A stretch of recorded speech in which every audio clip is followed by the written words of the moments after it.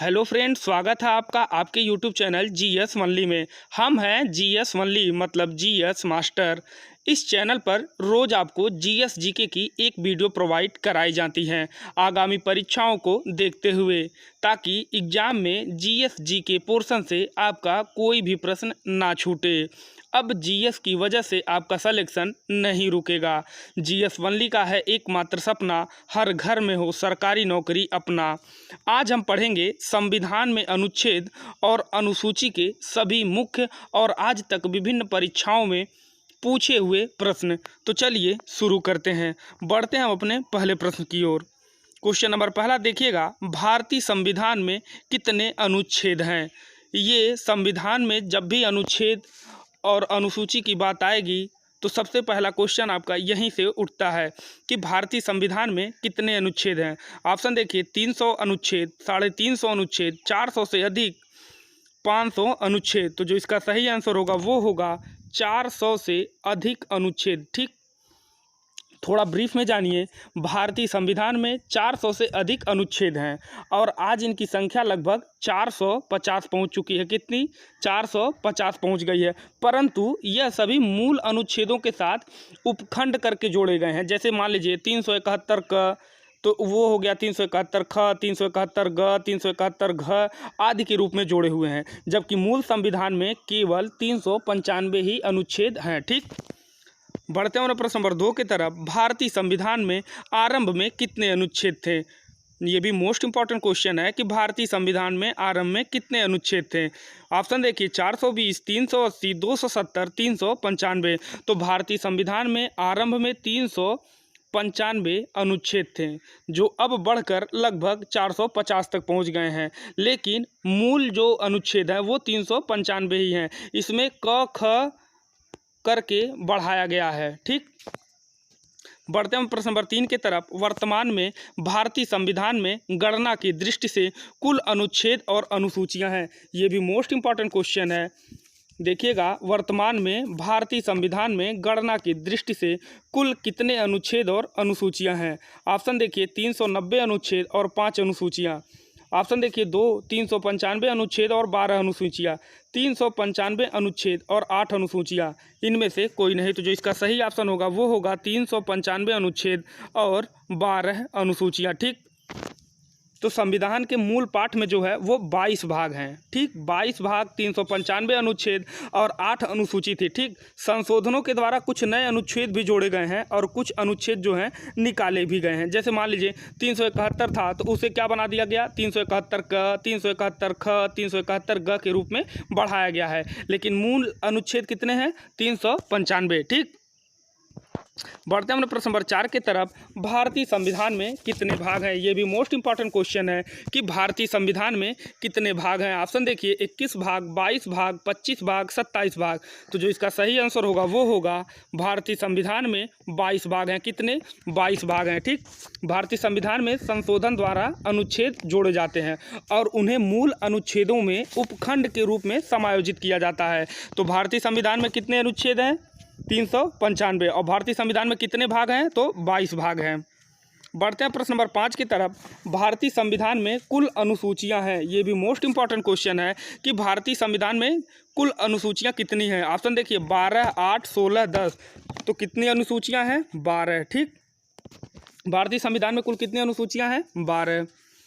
अब यहाँ एक चीज़ जान लीजिए, भारतीय संविधान में वर्तमान में 12 अनुसूची हैं, जबकि मूल संविधान में कितने हैं? केवल 8 अनुसूची हैं। ठीक, अब 9वीं अनुसूची क्या है ये भी जान लीजिए। तो प्रथम संविधान संशोधन द्वारा, अब नहीं, ये चीज़ आप यहाँ सिंपली समझिए कि जबकि मूल संविधान में केवल 8 अनुसूचियाँ थीं, लेकिन वर्तमान में 12 अनुसूची हैं। ठीक, अब ये चीज़ जान लीजिए कौन कौन सी अनुसूची कब बढ़ाई गई थी। तो 9वीं अनुसूची जो थी वो प्रथम बार जब संविधान संशोधन 1951 द्वारा 9वीं अनुसूची को जोड़ा गया था। अब 10वीं अनुसूची कब जोड़ा गया था? तो 92वें संविधान संशोधन द्वारा 1985 में जोड़ा गया था। और 11वीं और 12वीं अनुसूची कब जोड़ा गया था? तो 73वें और 74वें संविधान संशोधन द्वारा जोड़ी गई थी। ठीक, बढ़ते हैं प्रश्न नंबर 6 की तरफ। नागरिकता से संबंधित प्रावधान निम्न में से नागरिकता से संबंधित प्रावधान संबंधित के किस भाग में है? ये भी मोस्ट इंपॉर्टेंट क्वेश्चन है कि नागरिकता से संबंधित प्रावधान संविधान के किस भाग में है। ऑप्शन देखिए, भाग 1 में, भाग 2 में, भाग 3 में, भाग 4 में। तो जो इसका सही आंसर होगा वो होगा भाग 2 में। ठीक, भाग 2 में नागरिकता से संबंधित प्रावधान संविधान के किस भाग में है, तो भाग 2 में है। ठीक, अब बढ़ते हैं प्रश्न नंबर 7 की तरफ। हमारे संविधान के किस भाग में 3 सोपानों में पंचायत बनाने की परिकल्पना की गई है। ये भी मोस्ट इंपॉर्टेंट क्वेश्चन है कि हमारे संविधान के किस भाग में 3 सोपानों में पंचायत बनाने की परिकल्पना की गई है। ऑप्शन देखिए, भाग 9, भाग 6, भाग 10, भाग 12। तो जो इसका सही आंसर होगा वो होगा भाग 6। ठीक, अब यहाँ एक चीज़ देखिए, एक शब्द आया है 3 सोपान। क्या, 3 सोपान। तो यहाँ 3 सोपान का मतलब क्या होता है, ग्राम, फिर क्या होता है ब्लॉक, फिर क्या होगा जिला स्तर होगा। ठीक, तो बिल्कुल ना आप लोग भूलिएगा, यहाँ 3 सोपान का मतलब क्या हो गया, ग्राम, ब्लॉक और जिला। जब भी पूछे हमारे संविधान के किस भाग में 3 सोपानों में पंचायत बनाने की परिकल्पना की गई है, तो भाग 9 में। ठीक, क्वेश्चन नंबर 8 देखिएगा, भारतीय संविधान का कौन सा भाग और अध्याय संघ और राज्यों के बीच विधायी संबंध के बारे में है। ऑप्शन देखिए, भाग 11 और अध्याय 1, भाग 12 और अध्याय 1, भाग 11 और अध्याय 2, भाग 12 और अध्याय 2। तो जो इसका सही आंसर होगा वो होगा भाग 11 और अध्याय 1। तो भारतीय संविधान का कौन सा भाग अध्याय संघ और राज्यों के बीच के बारे में है, बीच के संबंध के बारे में है, तो भाग 11 और अध्याय 1। ठीक, भारतीय संविधान के भाग 11 का अध्याय 1 अनुच्छेद 245 से लेके 255 संघ और राज्यों के बीच विधायी संबंधों को दर्शाता है, जबकि अध्याय 2 और अनुच्छेद 256 से लेके 263 प्रशासनिक संबंधों के बारे में है। ठीक, बढ़ते हैं प्रश्न नंबर 9 की तरफ। यदि भारत संघ के एक नए राज्य का सृजन करना हो तो संविधान को निम्नलिखित अनुसूची में किस एक को अवश्य संशोधित करना पड़ेगा। जब भी आपसे पूछा जाए कि एक नए राज्य को बनाना हो या फिर एक नए राज्य को दूसरे राज्यों से अलग करके एक नया राज्य बनाना हो, तो निम्न में से किस अनुसूची में अवश्य संशोधन करना पड़ेगा। ऑप्शन देखिए, पहली अनुसूची, दूसरी अनुसूची, तीसरी अनुसूची, चौथी अनुसूची। तो जो इसका सही ऑप्शन होगा वो होगा पहली अनुसूची। ठीक, तो इसका जो सही आंसर होगा वो होगा पहली अनुसूची। संविधान की पहली अनुसूची राज्य एवं उनके क्षेत्रों के विषय का वर्णन करता है। अतः यदि नया राज्य बनाना हो तो पहली अनुसूची को अवश्य संशोधित करना होगा। बढ़ते हैं प्रश्न नंबर 10 की तरफ। संविधान की चौथी अनुसूची किससे संबंधित है। भूमि सुधार, भाषा, राज्यसभा में स्थानों का आवंटन, जनजाति, लोग। तो संविधान की चौथी अनुसूची किससे संबंधित है, राज्यसभा में स्थानों का आवंटन। ठीक, जब भी आपसे पूछे संविधान की चौथी अनुसूची किससे संबंधित है, तो राज्यसभा में स्थानों का आवंटन। ठीक, बढ़ते हैं प्रश्न नंबर 11 की तरफ। संविधान की 7वीं अनुसूची किससे संबंधित है। जनजातीय क्षेत्र, भाषा, भूमि सुधार, इनमें से कोई नहीं। तो संविधान की 7वीं अनुसूची किससे संबंधित है, जनजातीय क्षेत्र से। ठीक, जनजातीय क्षेत्र से, किससे, जनजातीय क्षेत्र से। संविधान की 7वीं अनुसूची किससे संबंधित है, जनजातीय क्षेत्र से। संविधान की 9वीं अनुसूची किससे संबंधित है, यह भी मोस्ट इंपॉर्टेंट क्वेश्चन है कि संविधान की 9वीं अनुसूची किससे संबंधित है। ऑप्शन देखिए, भूमि सुधार, भाषा, राज्यसभा, इनमें से कोई नहीं। तो संविधान की 9वीं अनुसूची किससे संबंधित है, भूमि सुधार से। ठीक, 9वीं अनुसूची किससे संबंधित है, भूमि सुधार से। अब यहाँ चीज देखिए, भाषा। ठीक, तो भाषा किस अनुसूची से संबंधित है, वो है 8वीं अनुसूची। ठीक, भाषा किससे संबंधित है, 8वीं अनुसूची से। देखिए, आप लोग नोट्स जरूर बनाइएगा, नोट्स नहीं बनाएंगे तो आप फिर भूल जाएंगे। वीडियो एक बार नहीं कई बार देखिए, कुछ दिन के बाद आप भूल जाएंगे। अगर नोट्स बनाए रहेंगे तो फिर आपका वो प्रिपरेशन चलता रहेगा, आप तुरंत रिवाइज उससे कर लेंगे। बढ़ते हैं प्रश्न नंबर 13 की तरफ। राज्य भूमि सुधार अधिनियमों को संवैधानिक सुरक्षा प्रदान करने हेतु सम्मिलित किया गया है। यह भी मोस्ट इंपॉर्टेंट क्वेश्चन है कि राज्य में भूमि सुधार अधिनियमों को संवैधानिक सुरक्षा प्रदान करने हेतु सम्मिलित किया गया है। ऑप्शन देखिए, 7वीं अनुसूची, 8वीं अनुसूची, 9वीं अनुसूची, 10वीं अनुसूची। तो जो इसका सही आंसर होगा वो होगा 9वीं अनुसूची। अभी यहाँ देखिए, भूमि सुधार, तो यहाँ हमको मिल गया 9वीं अनुसूची। ठीक, जब भी आपसे पूछे कि 9वीं अनुसूची किससे संबंधित है, तो किससे, भूमि सुधार से। बढ़ते हैं प्रश्न नंबर 14 की तरफ। निम्न में से कौन सा विषय समवर्ती सूची का है। मोस्ट इंपॉर्टेंट क्वेश्चन है। निम्न में से कौन सा विषय समवर्ती सूची का है? ऑप्शन देखिए, पुलिस, आपराधिक मामले, रेडियो और टेलीविजन, विदेशी मामले। तो कौन सा विषय समवर्ती सूची का है? ये होगा आपराधिक मामले। ठीक, आपराधिक मामले कौन से हैं? ये हैं समवर्ती सूची के। ठीक, और यहाँ एक चीज़ देखिए, पुलिस किस सूची से संबंधित है? तो ये है राज्य की सूची से। ठीक, बिल्कुल ना भूलिएगा। अब यहाँ एक चीज़ ये देखिए, रेडियो और टेलीविज़न किस सूची से संबंधित है? तो ये है संघ सूची से। किससे? संघ सूची से। बिल्कुल ना आप लोग भूलिएगा। बढ़ते हैं प्रश्न नंबर 15 की तरफ। शिक्षा जो प्रारंभ में राज्य सूची का विषय था उसे समवर्ती सूची में स्थानांतरित किया गया है, किस संशोधन के द्वारा? ये भी मोस्ट इंपॉर्टेंट क्वेश्चन है, कई बार रिपीट किया है कि शिक्षा जो प्रारंभ में राज्य सूची का विषय था उसे समवर्ती सूची में स्थानांतरित किया गया है।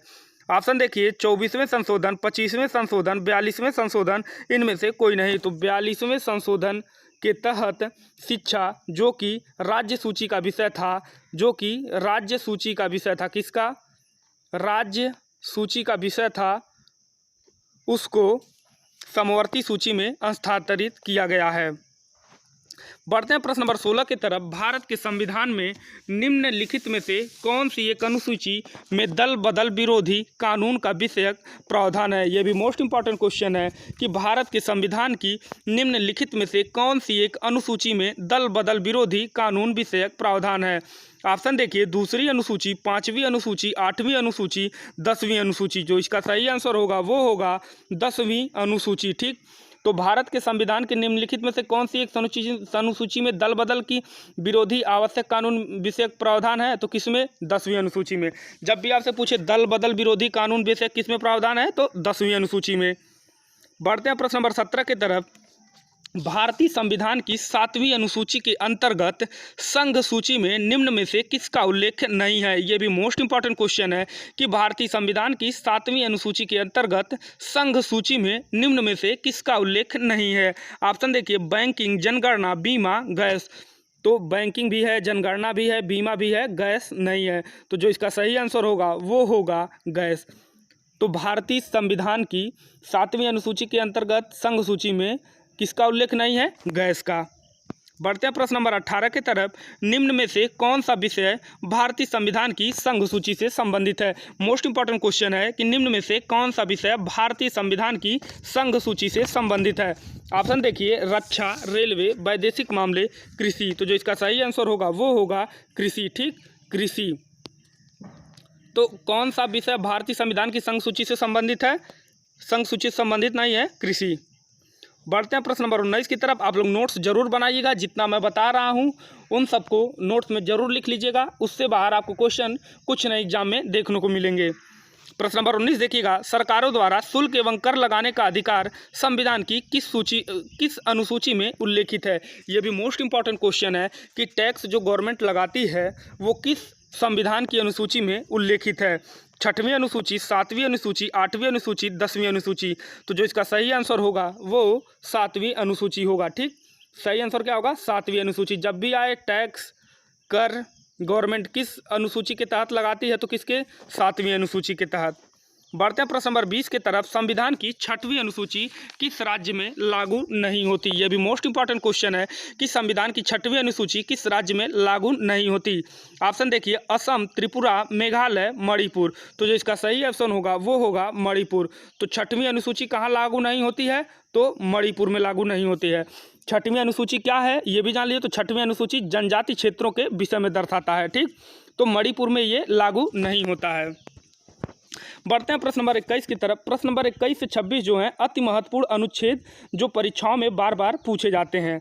अब यहाँ 21 देखिएगा, भारत के राष्ट्रपति का निर्वाचन किस अनुच्छेद के तहत होता है? ये भी मोस्ट इंपॉर्टेंट क्वेश्चन है, कई बार पूछा है कि भारत के राष्ट्रपति का निर्वाचन किस अनुच्छेद के तहत होता है? तो अनुच्छेद 54 के तहत होता है। किसके? अनुच्छेद 54 के तहत होता है। ठीक, प्रश्न नंबर 22 देखिएगा, प्रधानमंत्री व मंत्री परिषद का गठन किस अनुच्छेद के तहत होता है? तो अनुच्छेद 75 के तहत प्रधानमंत्री व मंत्री परिषद का गठन होता है। ठीक, अब यहाँ देखिए प्रश्न नंबर 23, राज्यपाल की नियुक्तियाँ किस अनुच्छेद के तहत होती हैं? तो अनुच्छेद 155 के तहत राज्यपाल की नियुक्तियाँ होती हैं। किसके? राज्यपाल की नियुक्ति किस अनुच्छेद के तहत? तो अनुच्छेद 155 के तहत।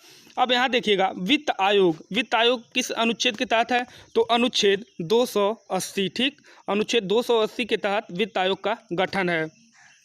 अब यहाँ देखिए मुख्यमंत्रियों की नियुक्ति किस अनुच्छेद के तहत होती है? यह भी मोस्ट इंपॉर्टेंट क्वेश्चन है कि मुख्यमंत्रियों की नियुक्ति किस अनुच्छेद के तहत होती है? तो ये होती है अनुच्छेद 164 के तहत। किसके तहत? अनुच्छेद 164 के तहत। यह भी मोस्ट इंपॉर्टेंट क्वेश्चन है, कई बार पूछा है कि मुख्यमंत्रियों की नियुक्ति किस अनुच्छेद के तहत होती है?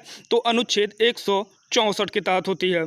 अब यहाँ देखिए संघ लोक सेवा आयोग, तो संघ लोक सेवा आयोग किस अनुच्छेद के तहत है? तो अनुच्छेद 315 के तहत है। आप लोग नोट्स जरूर बना लीजिएगा, नहीं तो आप भूल जाएंगे।